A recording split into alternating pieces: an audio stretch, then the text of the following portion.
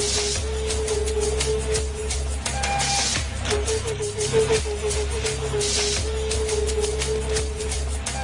essence of power is the ability to define someone's reality and have them live according to that definition as though it is a definition of their own choosing.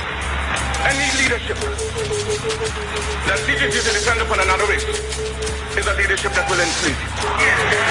Any leadership that teaches you to depend upon another race is a leadership that will enslave you. They gave leadership to our forefathers, and that leadership made them slaves. But we have decided to find a leadership of our own to make ourselves free men. Our great scholars have inspired through the colleges, the universities, have thrown away the blessed record. Babylon did it. Assyria did it. France under Napoleon did it. Germany under Prince von Bismarck did it. England under America under George Washington did it. Africa with 400 million black people can do it. If you cannot do it, if you are not prepared to do it, then you will die. You race of cowards, you race of imbeciles, you race of good for nothing. If you cannot do what other men have done, what other nations have done, what other races have done, then you have better die.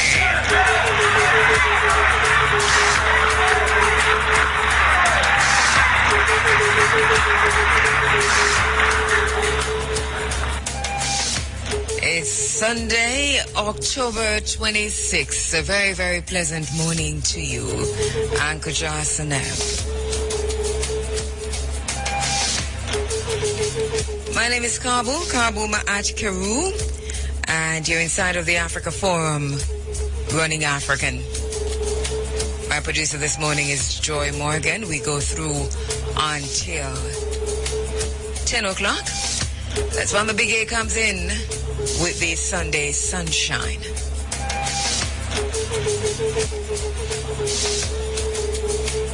Reuniting the African family for development is the vision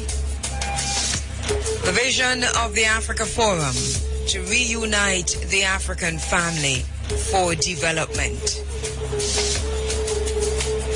Our mission, blazing new paths towards Africa's rendezvous with destiny, bearing witness, demanding change, crafting an African-centered agenda for change and development.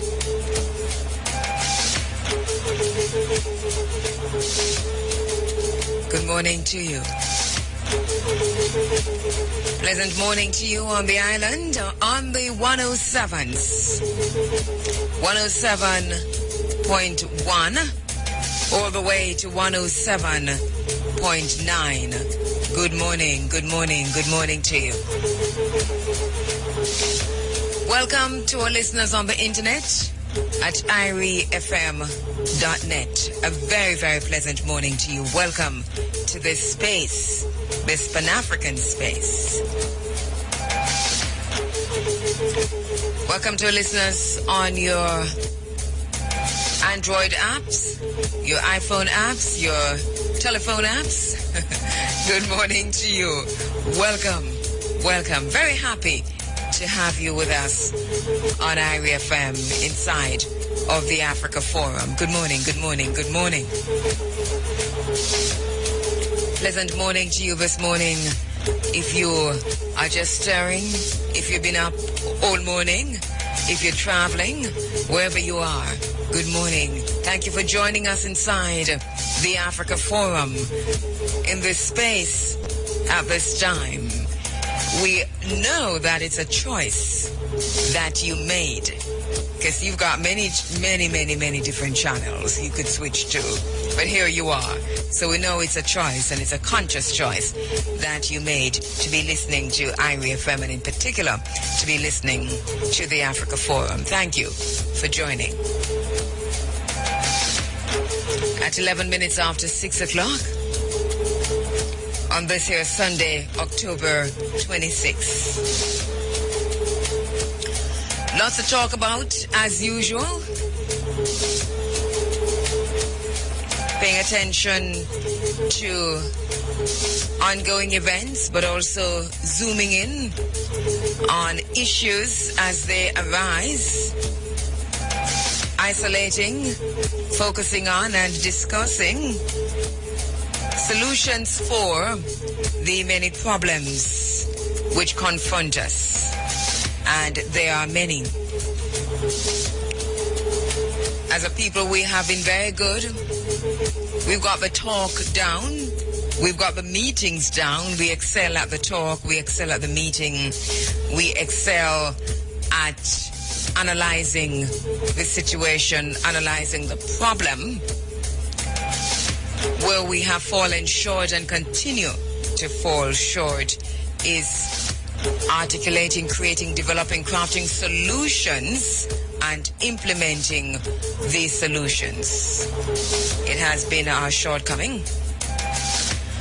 So we hope that even as we go into a new year, because we're getting there, that this will be the focus. Solutions. How do we implement the myriad of solutions that we have posed from time to time, whether it's publicly, on our verandas, in our living rooms, in groups, community meetings.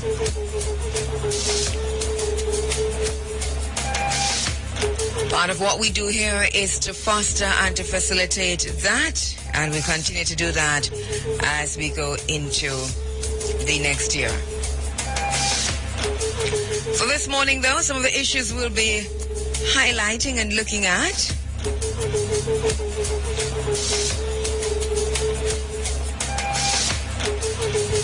We've got some backstories that we have to pick up on. Some of these are related to GMOs. Some of these are related to land. Some of these are related to access, inclusion, greed, corruption. Some of these are related to the emerging situation of China in Jamaica, China in Africa, and the continuing neo-colonization by the Europeans and America of Africa and the Caribbean countries. So a lot of backstories that we have been talking about for a very, very long time. Solutions we have posed as a people, but our condition seemed to be slow to improve. Let's put it that way. Some of the questions we've been asking in terms of the backstories about China in Jamaica: is China a partner, a competitor, or a colonizer? Some of the issues that we really have to talk about: development partner, economic competitor, or new colonizer. I think it is not too late for us to redefine our relationship with China and to determine whether we're going to go for development partner, whether we're going to go for new colonizer, or whether we're going to be settling for economic competitor, which seems to be part of what we're doing. Development partner, not so. We're not really seeing that at all. So that we have these issues, they're ongoing issues, and even while the focus might not be on that for the morning, we are still obligated to raise these issues in this space.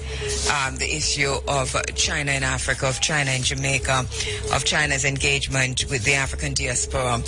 And one of the things we've been saying over time, and time is proving us right, is that China's engagement with Jamaica, with the African diaspora, has absolutely nothing to do with some of the issues that people talk about, ideological considerations and so on, but that this new emerging relationship seems to be singularly focused on the question of resources, whether it's on the continent of Africa, in Jamaica and the Caribbean.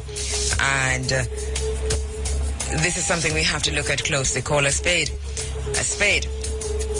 So that's an issue that's a back issue, but it's also a fore issue, because it's one of those issues, an emerging issue that we have not been dealing with in the way that we should. Yes, we talk a lot about it, and we create petitions. It is what I myself feel that this is what I have at my disposal to do right now.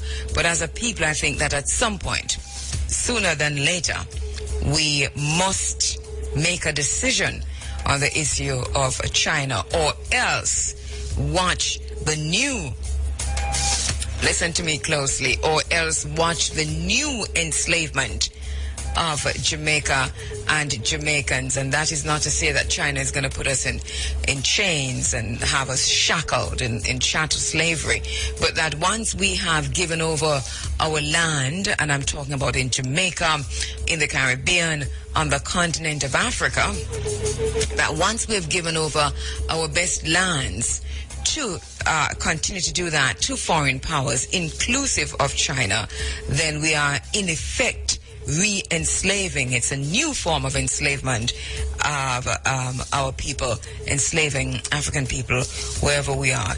We're bearing witness to a non-reversible land grab, land heist, corporatization of Jamaica's lands, of Africa's lands, and that this corporatization is bound, without a doubt, to displace the poorest, the most vulnerable citizens of Jamaica, of the Caribbean, and of the continent of Africa. We are bearing witness to that. It's a new enslavement. So when we talk loudly and shout loudly about the transatlantic trade in Africans, the enslavement of our ancestors, when we shout and pound and call down brimstone and fire against that, we must also be fully aware that we are now integrally involved in terms of bearing witness, in terms of being in the space at this time, witnessing the new enslavement of the African wherever we are. What are we going to do about it? Where is that anger? Where is that righteous indignation that we feel and articulate and chant down and chant against? Where is that? It is not hard to understand. I think what it takes and what it needs is just for us to take a moment to think about what is happening around us. We talk about the Africans, the leaders who participated in the enslavement of Africans, those who signed the documents, those who sold us, those who participated in the trade, because there are those, and history document those, has documented those very, very, very well, from either side. And we don't need to read the European side. We can just go right and read all the historical documents of the Ashanti Kingdom to see the extent to which African leaders participated in the slave trade. Now, this is not a judgment on anybody. Where the judgment is right now is that we're seeing that again. We're living that. We are living history. We're participating. We're seeing. We're bearing witness to the sale of Africans living in Jamaica, of Africans on the continent of Africa. Let me take you down to Jamaica. We're bearing witness and seeing the sale of Africans living in Jamaica, the sale of ourselves, our good selves, by those who are in positions of leadership. So they sign documents and they call them trade deals and trade agreements and foreign direct investment. But they sign documents, they call them loans and so on with the IMF. And they sign these documents which are in effect bills of sale of our good selves to foreign powers. The difference is that the shackles, it's economic slavery, it's economic terrorism, it's the enslavement of exclusion, it's the enslavement that includes landlessness on a massive scale. And so we're bearing witness to that. And the question is, will we stand aside and watch in terms of bearing witness? Or does bearing witness for us means that we bear witness on behalf of Sam Sharp, that we bear witness on behalf of Paul Bogle, that we bear witness on behalf of Nani, that we bear witness on behalf of Marcus Messiah Garvey Mwalimu? What does bearing witness means? Because bearing witness means we can do it like the Jehovah's Witnesses. We can do it like those who watch the crucifixion, for those who are Christians, who stood aside and said nothing. Or we can bear witness on behalf of our ancestors, which in essence means that we continue the unfinished revolution, that we continued the unfinished fight for emancipation, that we finished the unfinished fight for true independence. What does bearing witness mean to you?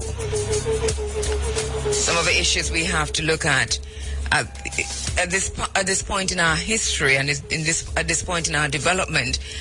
One of the things that we have to be very, very cognizant of is that we've reached a point where the blame game must stop, so that we know how we got here, and we've been pointing fingers forever. And this, because of this, for many of us, there is a paralysis. And Dr. Jeffries talk about paralysis of analysis, because we talk so much about how we got here, how we came here, who was responsible. But here we are. And will we remain here in this condition, in this way, or will we kick against the pricks? And I mean that just the way it sounds. All right. You're inside of the Africa Forum. Let me get off my soapbox. We have lots to talk about this morning. Local food production is something that we have to talk about as part of the backstory, but part of our immediate reality. And this sale and the giving away of our lands is directly connected to our ability to provide for ourselves and for our immediate families. Talking about food security. Because while we give away our lands to foreign interests, they are using these very same lands for their own development. This is where the problem is for us as a people. Hunger is not primarily a question of productivity, but of access to arable land, of access to resources. Hunger is caused by poverty and by exclusion.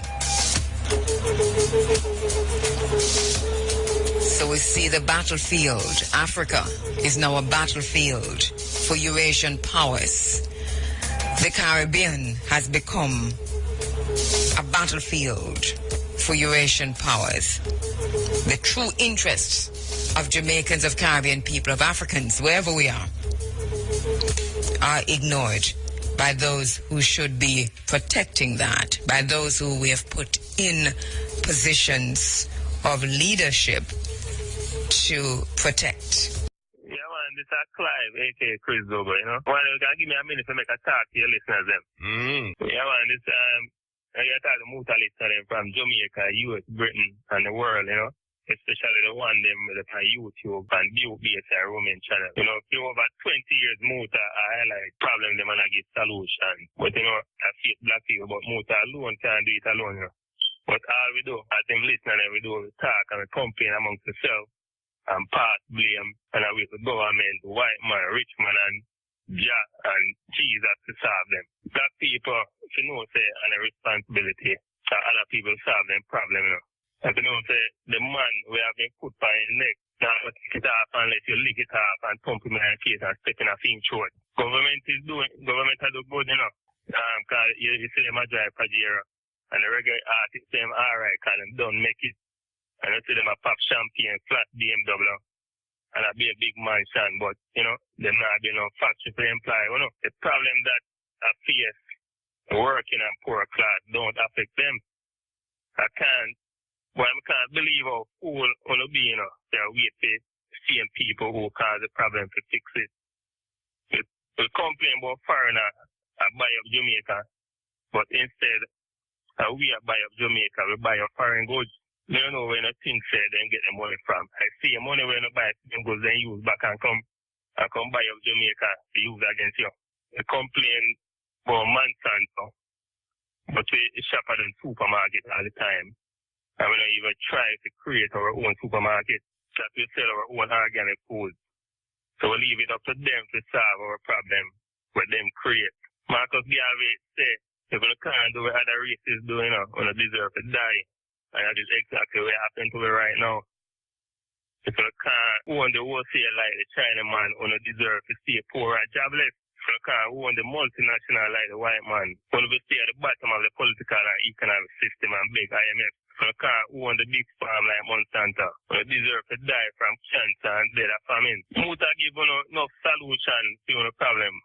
But Muta, you alone don't have the money to solve a big problem, yeah. But if we put the money together, we can create the big man, big corporation, or big business that will represent our interests and agenda to work to solve our problem. I say, me don't say already, you know, if 1,000 Muta listener put $1,000 US, that's $1 million US, 100 million Jamaica can set a foundation, start a business. We are going to invest in building and expanding black business like farm, supermarket, car creator, transportation, etc., etc., which will provide wealth and jobs amongst our own by ourselves. Talking and complaining is good, you know, because they highlight the problem. But it's time to build business and structure to solve the problem that we complain about so much. Every race have them structure set up. That is why you can see Chinese come from China, set up shop, and start it out with all Chinese need. All a black man know to do is just be a buyer. You can't even blame the Chinese, you know, because they're not doing it for yourself anyways. My solution, I know the be all and all, but it's one thing that is in your power to do and can create a system that will outlast us all alive now, you know. Muta is the only man in Jamaica I feel that is trustworthy. That is why I'm willing to invest $1,000 US in him to set up a business to build our system. There must be at least, you know, 1,000 of him listeners who believe in real self-reliance. If not, I guess Black Jamaican is doomed to only be beggars. $1,000, I don't know, you know, why? If you know, Jamaicans spend more than that on ganja, liquor, bleaching cream, clothes and car and big house, etc. In overconsumption. If you don't have 1,000, then you know what? Can't get 10 people to join you as one then. So I want all the serious Muta listeners them to email muta@irafm.net. Call up and tell them say, you're ready to invest in him to build a phone system. So that me want to the people in Muta. Blessed man, give thanks. That sounds serious. That sounds very, very serious. Very serious. I could have never run from that suggestion. Believe